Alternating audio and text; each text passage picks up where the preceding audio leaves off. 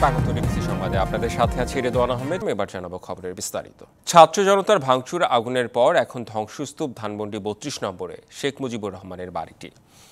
আজ এখনও ছাত্র জনতাকে দেখা না গেলেও ছিলেন উৎসুক কিছু জনতা।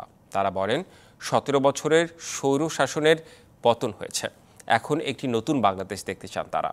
বলেন কেউ স্বৈরাচারী আচরণ করলে তার পরিণতি একই হবে। সাবেক প্রধানমন্ত্রী শেখ হাসিনাকে ভারতে বসে আর কোনো উস্কানিমূলক কথাবার্তা না বলার আহ্বান জানান তারা। শুক্রবার সকালে এক্সকাভেটর ও বুলডোজার দেখা যায়নি ধানমন্ডি ৩২ নম্বরে, তবে বাড়িটির ভাঙা অংশের রড কেটে নিয়ে যেতে দেখা যায় রিকশা চালক ও শ্রমিকদের। বাড়িটির আশপাশে আইনশৃঙ্খলা রক্ষাকারী বাহিনীর সদস্যদের দেখা যায়নি। সারা দেশে বিভিন্ন প্রতিষ্ঠান ও স্থাপনায় ভাঙচুর অগ্নিসংযোগের চেষ্টা শক্তভাবে প্রতিহত করা হবে বলে জানিয়েছে অন্তর্বর্তী সরকার। রাতে প্রধান উপদেষ্টার ভেরিফাইড ফেসবুক পেজে দেয়া এক বিবৃতিতে একথা জানানো হয়। বলা হয়, অন্তর্বর্তী সরকার গভীর উদ্বেগের সঙ্গে লক্ষ্য করছে যে কতিপয় ব্যক্তি ও গোষ্ঠী সারা দেশে বিভিন্ন প্রতিষ্ঠান ও স্থাপনায় ভাঙচুর ও অগ্নিসংযোগের চেষ্টা করছে। সরকার এ ধরনের কর্মকাণ্ড শক্তভাবে প্রতিহত করবে। বিবৃতিতে আরও বলা হয়, অন্তর্বর্তী সরকার নাগরিকদের জানমালের নিরাপত্তায় প্রস্তুত। কোনো ধরনের উস্কানিমূলক কর্মকাণ্ডের মাধ্যমে দেশকে অস্থিতিশীল করার চেষ্টা করা হলে দায়ী ব্যক্তি ও গোষ্ঠীর বিরুদ্ধে আইনশৃঙ্খলা বাহিনী তাৎক্ষণিকভাবে কঠোর ব্যবস্থা নেবে এবং দোষীদের বিচারের মুখোমুখি দাঁড় করাবে।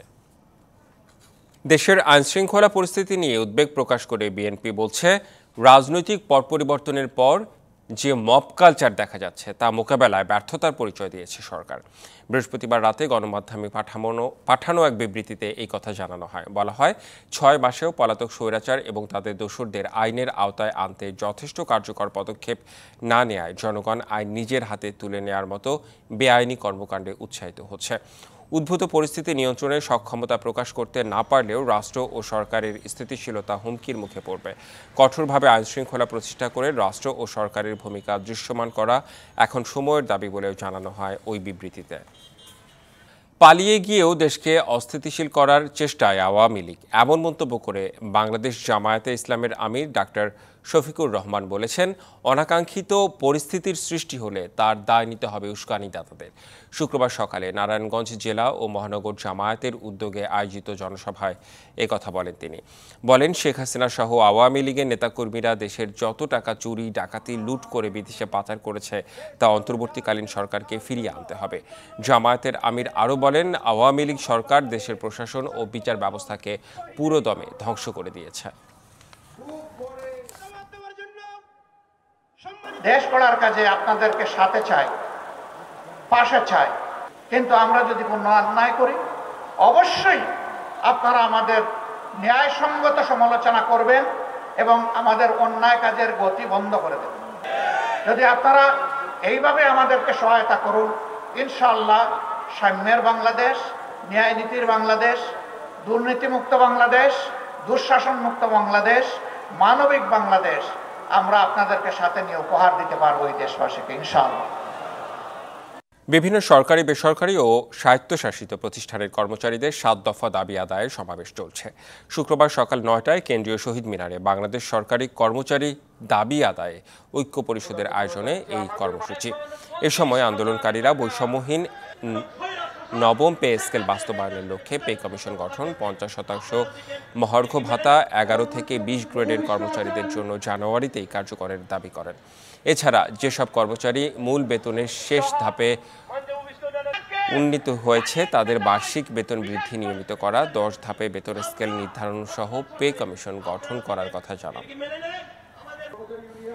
এই মুহূর্তে সেখানে আছেন সহকর্মী মোহাইমিনুল খান অপু, যুক্ত হচ্ছেন তিনি আমাদের সাথে। অপু, আপনার কাছে জানতে চাই যে সমাবেশ থেকে কি কি দাবি তুলছেন, লোক সমাগম কেমন দেখছেন, বিস্তারিত জানতে চাই আপনার কাছে।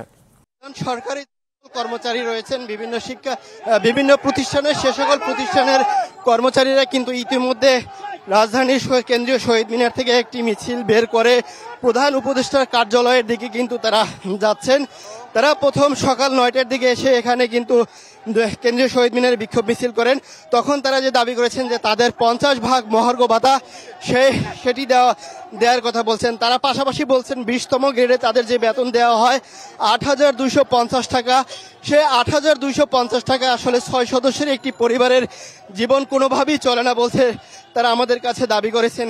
এছাড়া যারা রয়েছেন এখানে প্রায় শতাধিক আন্দোলনকারী কিন্তু রয়েছেন, তারা বলছেন যদি তাদের দাবি দেওয়া মেনে না নেওয়া হয় তাহলে তারা কিন্তু কর্মবিরতি ঘোষণা করবেন।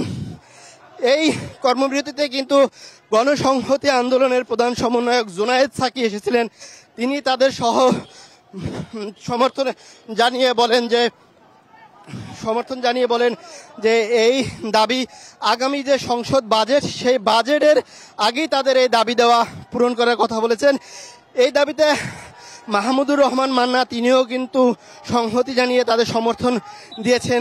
বলছেন যে আসলে এত কম বেতনে সরকারি বেসরকারি স্বায়ত্তশাসিত যে সকল প্রতিষ্ঠান রয়েছে সে সকল প্রতিষ্ঠানের কর্মচারীদের জীবনমান অনেক কষ্ট করেই তাদের দিন অতিবাহিত করতে হয়। এক্ষেত্রে যখন মিছিলটি শুরু হয় সেটি কিন্তু শহীদ মিনার থেকে বের হলেই পুলিশ ব্যারিকেড দেয়। পুলিশের সেই ব্যারিকেড ভেঙে কিন্তু তারা মিছিলটি এগিয়ে যাচ্ছে শাহবাগের দিকে।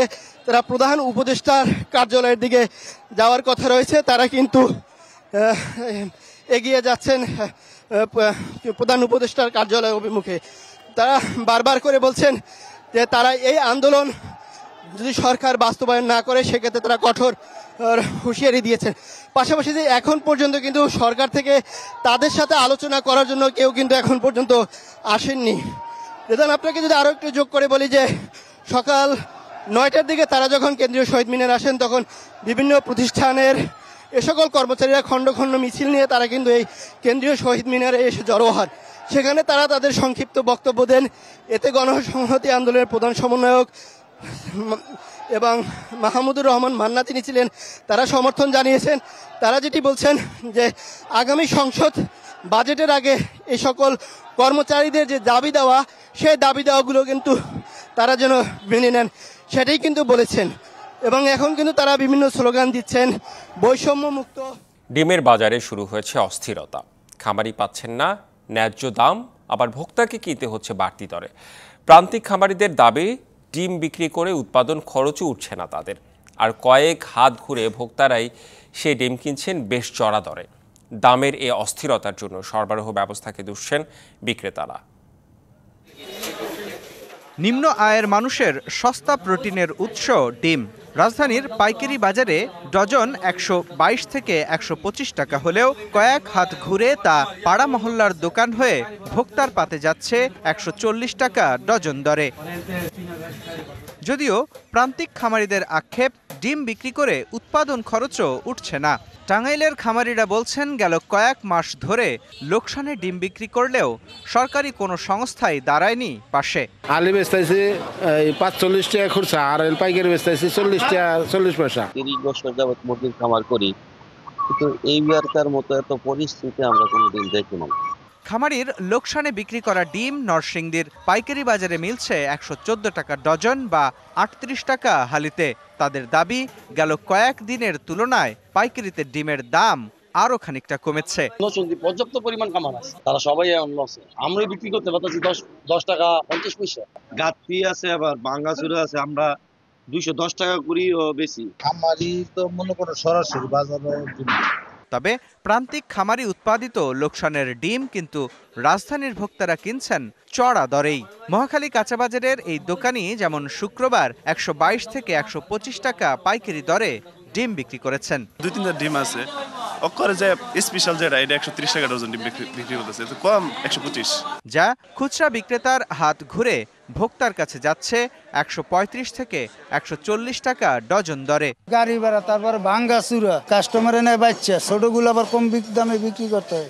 নিয়ে মুদি দোকানে বিক্রি করবে, এত 40 টাকার নিচে বিক্রি করবে না। রাজধানীর তালতলা বাজারেও দেখা মিলল ডিমের ডজন 140 টাকা। লাল ডিম বিক্রি করতেছি 135-40 টাকা ডজন, সাদা ডাল 130 টাকা। ক্রেতা বিক্রেতারা বলছেন বাজারে সরবরাহ ব্যবস্থা ত্রুটির কারণেই পর্যাপ্ত যোগান থাকার পরও বাড়তি দামে ডিম কিনছেন ভোক্তারা, আর মধ্যস্বত্বভোগীদের দৌরাত্মে লোকসান গুনতে হচ্ছে খামারিদের। এ অবস্থায় সরকারের কার্যকর হস্তক্ষেপের দাবি উদ্যোক্তাদের।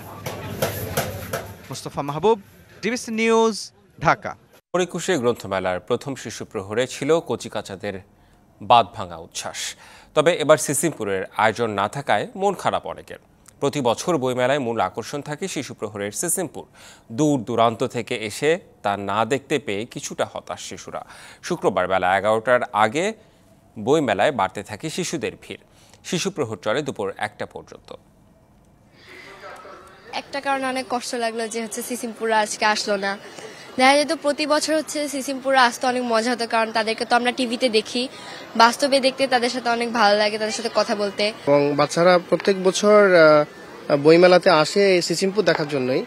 এটা আশা করে আসে যে একটু এখানে খেলা করতে পারবো, শিখা হালুর সাথে একটু খেলাধুলা করবে।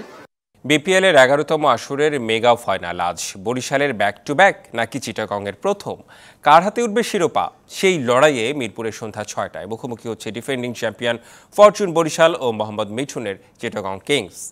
ফাইনালে ফেভারিটের তকমা নিয়ে মাঠে নামবে বরিশাল, কেননা অভিজ্ঞতার সাথে বিদেশিদের দাপট, সব দিক থেকেই এগিয়ে তামিমরাও। ফাইনালের জন্য বরিশালের উড়িয়ে এনেছে জিমি নিশামকে। অন্যদিকে চিটাগংয়ের লোকাল পারফর্মার থাকলেও বিদেশি শক্তিমত্তায় বরিশাল থেকে পিছিয়ে দলটা। তাই শামীম পাটোয়ারি ও পারভেজ ইমনের দিকেই থাকবে মেইন স্পটলাইট। তবে এই ম্যাচের টস হবে অনেক ভাইটাল। টসজয়ী দলের ম্যাচ জয়েরও থাকবে প্রবল সম্ভাবনা।